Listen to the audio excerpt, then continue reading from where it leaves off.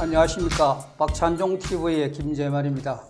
오늘은 장기표 선생님의 장기표 직격 시간입니다만은 박찬종 대표께서 이번 주 초부터 독감에 걸리셔가지고 제가 대신 진행을 하게 되었습니다. 장선생님 안녕하십니까? 네, 안녕하십니까? 반갑습니다. 예. 네. 우리 장선생님께서 이재명의 대장동 사건을 정치인으로서는 맨 먼저 고발을 하신 분인데 그동안에 이 사건을 가지고 여러 가지 요로에 빨리 이재명을 구속하라는 그런 방송을 많이 하셨습니다만은 시간이 흘러서 이제 드디어 이달 28일 이재명 민주당 대표가 검찰에 출석하겠다고 했습니다. 여러 가지 소회가 많으실 터이고 앞으로 이 사건에 대해서 전개되는 부분이 어떻게 될 것인지 말씀을 해 주셨으면 좋겠습니다. 예. 이 대장동 사건 자체는 뭐 2014, 15, 16년도에 이루어진 일인데 폭로되기는 작년 9월 12일입니다. 방금요 우리 김씨장 말씀하셨지만 정치권에서 제가 맨 먼저 이거를 폭로를 했는데 1년이 넘도록요 또 정권이 바뀌어도 이 이재명 씨 관련 사건의 핵심은 대장동 사건인데 아무런 조사를 하지 않다가 마침내 이번에 지금 검찰이 이재명 민주당 대표에 대해서 소환을 하니까 뭐 27일 날 출두하라고 그랬는데 28일 날 출두한답니다. 사실 이건 검찰이 엄청나게 직무를 유기한 것입니다. 사실 이재명 씨의 대장동 사건과 관련한 이 배임죄는 더 조사할 게 없습니다. 이미 다 드러나 있습니다. 간략하게 말씀드리면 그 대장동 이 건설 사업 과정에서 김만배 일당에게 작년 현재까지 무려 8,500억 원에 달하는 이 불특혜를 이렇게 보장을 했습니다. 또 거기다가 앞으로 분양이익까지 다 생각하면 약 한 2조 원 정도 되리라고 생각합니다. 김만배 씨가 뭡니까? 그 김만배라는 사람 기자하던 사람이 무슨 평소에 건설업 하던 사람들도 아니고 오히려 이재명 시장 인터뷰 한 2분 했다는 그 인연으로 알아가지고 그 사람에게 물론 그 김만배 혼자는 아닙니다. 남욱, 정영학 이런 사람들도 있지만 그러나 그 가장 큰 이익은 김만배가 다 챙기게 돼 있습니다. 또 챙겼습니다. 그런데 그 사람에게 그런 그 부당한 이익을 안겨줄 게 왜 안겨주겠습니까? 지금 이재명 씨 말로는 성남 씨가 그걸 통해서 5,503억 원 수익을 얻었기 때문에 오히려 공공개발을 통해서 성남 씨가 덕을 본 거다 그러는데 그것도 뭐 내용이 복잡합니다. 실제로 성남 시민들에게 돌아간 돈은 한 1,000억 원밖에 안 됩니다. 안 되고 나머지는 괜히 필요 없는, 즉 자기가 성남시가 안 해도 그 건설업자가 해주게 돼 있는 그 1공단이라는 게 있습니다. 1공단에 그게 공원 부지로 매입한 게 2,800억 원입니다. 그 다음에 또 그 터널이 있는데 그 터널 그 본래 건설업자가 다 건설하게 돼 있는 겁니다.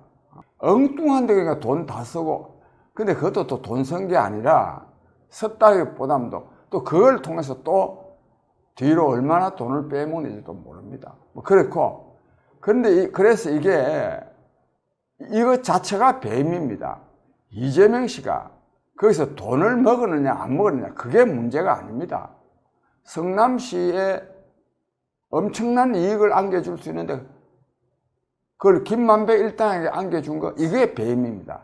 더욱이 작년 한 2월 달쯤에요. 죽은 사람이 있지 않습니까? 그 성남도시개발공사 개발 1처장. 김문기 씨라는 분. 그 김문기 씨가 무려 3차례에 걸쳐서 이 경우에는 초과 이익을 환수해야 된다.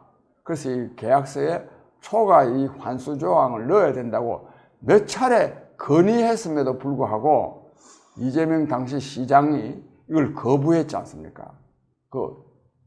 그래가지고 뭐 김문기 씨 나는 알지도 못한다는 말 해가지고 또 거짓말이 탄로가 나가지고 또 허위사실 공표죄로 또 기소되어 있습니다. 이렇게나 그러니까 이 초과 이익을 환수해야 된다는 건의가 있었음에도 불구하고 김만배 일당에게 엄청난 특혜를 안겨주기 위해서 초과 이익 환수장을 뺐지 않습니까? 그 다음에 이 이재명 씨는 다른 범죄 사실도 엄청나게 많습니다. 한 개도 거기에 전혀 사실이 아닌 것이 거의 없습니다.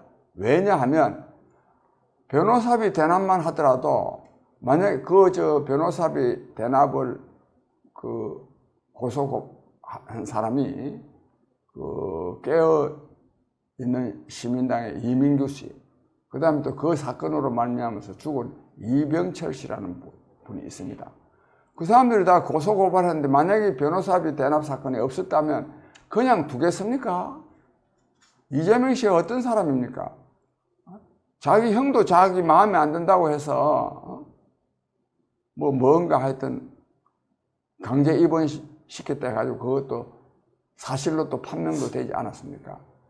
그러니까 이재명 씨 관련은 지금 드러나 있는 여러 가지 사실들이 전부 다 사실입니다.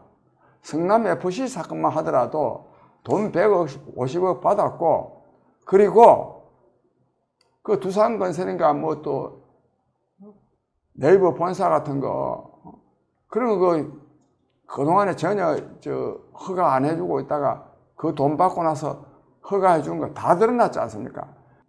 김만배 씨한테 그런 이익을 안겨주는 거, 그건 두 가지 이유가 있습니다. 하나는 뒷구멍으로 돈을 받았을 겁니다. 만약에 받지 않았다면 왜 그 안겨주겠습니까? 다른 하나는 이 김만배 씨가 나서가지고요, 이재명 씨를 무죄로 만들어준 게 있습니다. 즉, 자기 형 강제 입원시켰다고 하는 것이 사실인데 그건 사실이 아니다라고 거짓말을 해가지고 이것이 허위사실 공표죄로 선거법 위반을 해가지고 항소심까지 벌금 300만 원을 받고 있었습니다. 근데 그것이 대법원에 계류되는데 그때 그 주심 판사가 누구냐 하면 권순일 대법관이었습니다. 근데 권순일 대법관이 그 주심 판사인데 그 이재명 씨 이 사건을 이렇게 최종적으로 선고하기 전에도 선고한 후에도 무려 8차례나 대법원을 방문해서 권순일 씨를 만났습니다. 근데 뭐 물론 그 8차례나 만났다고 하려고 그러니까 너무 이 재판 거래, 불법 로비한 것이 드러날 것 같으니까 이 사람이 말하기를 거기 뭐 밥 먹으러 갔다, 뭐 이발하러 갔다. 이게 말이 됩니까?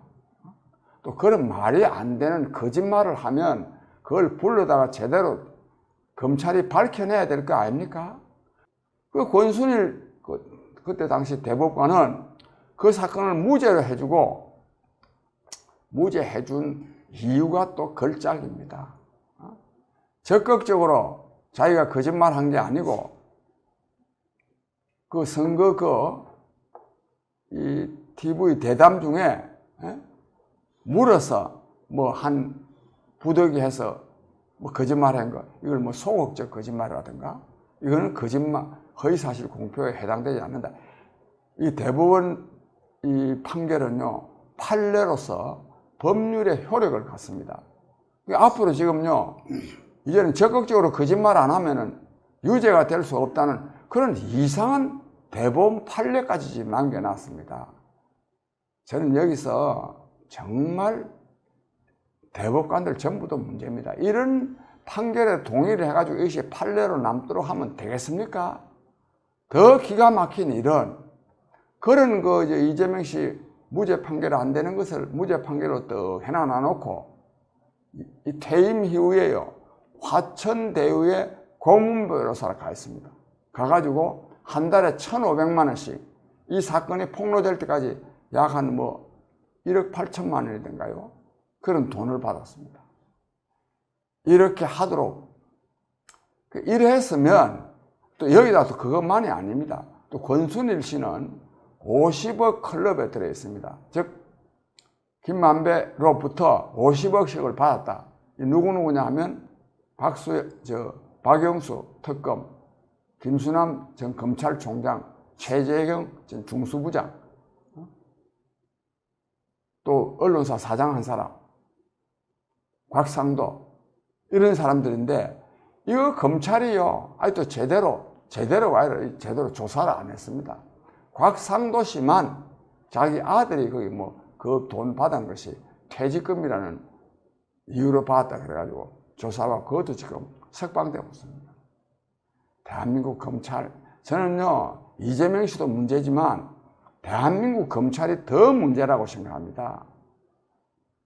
이재명 대표의 검찰 출석은 물론 당내 검찰 리스크가 있어가지고 당 대표로서는 도저히 이런 형태로는 당 대표직을 체면상 유지할 수 없으니까 마지못해 출석하는 걸로 되어 있고, 그리고 또 영장을 청구하더라도 국회가 열려있기 때문에 체포하지 못할 것이라는 그런 보관을 앞에 깔고 아마 출석하는 걸로 되어 있습니다. 그런데 우리는 주목해야 될 것이 김만배의 행적과 김만배의 검은 돈을 추적하게 되면 배임이라는 것은 100% 똑 떨어지게 되어 있다는 사실을 우리는 주목해야 될 것입니다. 김만배가 과연 어떤 사람입니까? 그 사람이 화천대유라는 시행사를 만들어서 거기에 자리를 차지하게 되었고, 그 다음에 조금 전에 말씀하신 대로 권순일과의 재판 거래를 통해서 이재명을 살려주고 하는 그런 커넥션이 이렇게 흐르다 보면 그게 돈을 추적하게 되면 그 돈의 행방에 따라서 배임과 모든 부정부패가 드러날 것이라고 보입니다. 이미 김만배 씨는 자기 측근을 통해서 수표를 전부 작은 돈으로 작은 수표를 바꾸어서 은행에 보관을 하거나, 그리고 은행에 있던 재산들이 이미 여러 수백억이 드러나서 만천하에 드러났습니다. 이런 모든 것들이 이제 대장동 사건의 정점으로 가고 있다고 보고 있고, 그 다음에 풀지 못하는 여러 가지 사건들은 조금 전에 우리 장선생님께서 말씀하신 대로 재판 거래나 여러 가지 사건이 빨리 마무리될 수 있도록 그렇게 촉구해야 될 것으로 보고 있습니다. 앞으로 전개되어야 될 여러 가지 일들, 아직 풀리지 못한 일들, 그리고 국민들이 시원하게 알고 싶은 일들을 한 번 더 정리해 주시기 바랍니다. 예.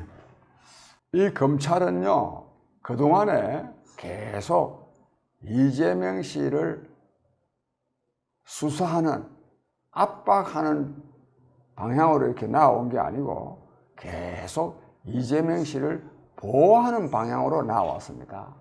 그런데도 좀 하나 수사 조금 하면 그걸 뻥튀기를 때려 해가지고 언론 보도를 되게 해가지고 마치 이재명 씨를 압박해 가는 것처럼 했는데 이게 다 국민 기만입니다. 이젠 작년이 아니네. 이젠 재작년이 되는데 이미 초기에 다 드러난 건데요. 그 본체를 조사하지 않냐고 뭐든 주변에 돌아다니면서 엉뚱한 거 조사해가지고 오히려 반정부 투쟁이나 불러일으키고 하는 이런 검찰입니다. 그 다음에 이 사건과 관련해서도 김만배 씨가요, 그 일당이 이미 확보한 게 얼마냐 하면 배당으로 받은 돈이 4,040억 원, 분양대금으로 이익 챙긴 것이 4,500억 원, 8,500억 원 아닙니까? 8,500억 원 돈의 행방을 조사해봐야 안 되겠습니까? 그건 너무너무 당연한 거 아닙니까? 한 번도요, 돈의 행방을 조사했다는 말이 나오지가 않습니다.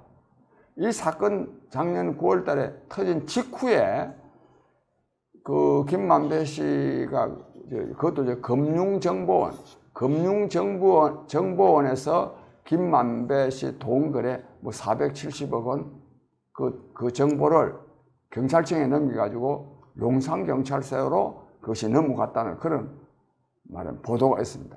그 이후에요, 용산경찰서든지 어디서든지 그 돈의 흐름이, 그 돈이 어디로 갔다, 이거 조사할 일이 없습니다. 이 뭘 말합니까? 대한민국 검찰이요, 이 이재명 씨 사건, 대장동 사건을 제대로 수사하고 있지 않다는 것을 드러내는 것입니다. 이 수사할 때요, 돈의 흐름을 조사하는 것은 아주 이게 기본입니다, 이게. 더욱이 금융실명제로 말미암아 가지고 이 돈에 적당하게 그냥 돈을 아무데나 어디 썼다 이렇게 말할 수가 없게 돼 있어요. 써도요, 거의 다 그 출처가 남게 돼 있습니다. 그런 그 좋은 말하면 제도, 금융실명제가 있는데 대한민국 검찰이요, 이 대장동 사건, 이재명 씨 사건과 관련해서 돈의 흐름을 제대로 조사한 일이 있습니까? 거기다가 또 법카라는 게 있습니다. 법카. 김혜경 씨, 이재명 씨 부인 김혜경 씨가 그 법카 선거, 그것만 좀 드러났어요. 그것만. 그런 것만 드러났지, 김만배 씨의 본체 돈 흐름이 드러나지 않았다는 것도 제가 이 검찰에 엄중하게 항의하고 또 제가 규탄합니다.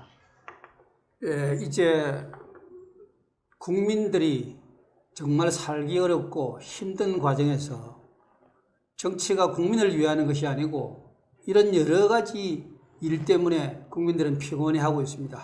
대장동 사건이 아무튼 빨리 마무리되고 국민들이 희망을 갖고 정치를 바라볼 수 있는 그런 정치가 되었으면 하는 바람이 드는 시간입니다. 그리고 이 민주당과의 관계에 대해서 이런 일이 벌어지고 있습니다만은 지금 한켠으로 들여다보면 국민의힘의 당대표 선출 과정에서 여러 가지 국민의 눈살을 찌푸리는 일들이 지금 전개되고 있습니다. 중도성의 국민들의 성향을 존중하고 그래서 그 당대표를 뽑는다면 여론을 일반 국민들의 여론도 들어보고 하는 당대표 선출이어야 하는 그런 규정을 무시하고 당원들만 모아서 당대표를 뽑는다는 그런 규정을 바꿔서 이렇게 당대표를 뽑는데도 당내에서 분란이 일어나서 국민들의 눈살을 찌푸리게 하는 이런 국민의힘당 당대표 선출 과정 어떻게 생각하시는지 말씀해 주시기 바랍니다. 이 국민의힘 이 당대표 선출 과정은 그 과정을 통해서 국민적 관심이 상당히 집중될 수 있는 당대표 선출 과정을 통해서 국민의힘에 대한 국민적인 지지를 높일 수 있는 그런 계기로 이게 해야 되는 것 아니겠습니까? 그러려 그러면은 그 국민의힘으로서 국민들에게 어떤 새로운 비전을 제시하고 또 현재 또 여러 가지 국정 현안과 관련해서도 그 개선책들을 제시하고 이래서 희망을 느끼게 해야 될 텐데 지금 이 국민의힘 전당대회는 그야말로 국민들의 엄청난 실망을 지금 안겨주는 그런 전당대회를 하고 있다는 점에서 굉장히 저는 잘못됐다고 보고 있습니다. 네, 국민의힘이 정권을 잡고 여당이 되었는데도 변한 게 없다. 국민들은 국민의힘당이 여당이 되고 나서 정말 변하고 달라진 모습을 보고자 합니다. 그런데 정말 변함이 없다. 그래서 실망하고 있습니다. 국민에게 희망을 주지 못하는 정치, 희망을 줄 수 있는 정당이 되도록 노력하는 그런 자세가 필요할 것으로 보고 오늘 장선생님 나와주셔서 감사합니다. 감사합니다. 감사합니다.